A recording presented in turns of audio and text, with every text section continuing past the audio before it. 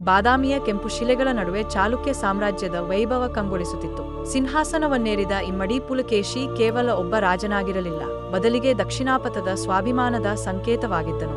ಅವನ ಕೀರ್ತಿ ಹರಡುತ್ತಿದ್ದಂತೆ ಉತ್ತರ ಭಾರತದ ಮಹಾನ್ ಚಕ್ರವರ್ತಿ ಹರ್ಷವರ್ಧನನು ದಕ್ಷಿಣದ ಮೇಲೆ ಕಣ್ಣಿಟ್ಟನು. ನರ್ಮದಾ ನದಿಯ ತೀರದಲ್ಲಿ ಇತಿಹಾಸದ ಮಹತ್ವದ ಯುದ್ಧಕ್ಕೆ ವೇದಿಕೆ ಸಿದ್ಧವಾಯಿತು. ಹರ್ಷವರ್ಧನನ ಬೃಹತ್ ಆನೆಗಳ ಸೈನ್ಯವನ್ನು ಕಂಡ ಪುಲಕೇಶಿ ಕಿಂಚಿತ್ತೂ ಎದೆಗುಂದಲಿಲ್ಲ.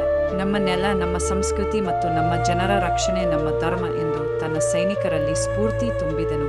ಆನೆಯ ಮೇಲೇರಿ ಯುದ್ಧಭೂಮಿಗೆ ನುಗ್ಗಿದ ಪುಲಕೇಶಿಯ ರಣತಂತ್ರದ ಮುಂದೆ ಹರ್ಷವರ್ಧನನ ಸೈನ್ಯ ತತ್ತರಿಸಿತು. ಅಂತಿಮವಾಗಿ ಉತ್ತರಪಥೇಶ್ವರ ಹರ್ಷವರ್ಧನನು ಸೋಲೊಪ್ಪಿ ಹಿಂತಿರುಗಬೇಕಾಯಿತು. ಈ ವಿಜಯವು ಪುಲಕೇಶಿಗೆ ಪರಮೇಶ್ವರ ಎಂಬ ಬಿರುದನ್ನು ತಂದುಕೊಟ್ಟಿತು.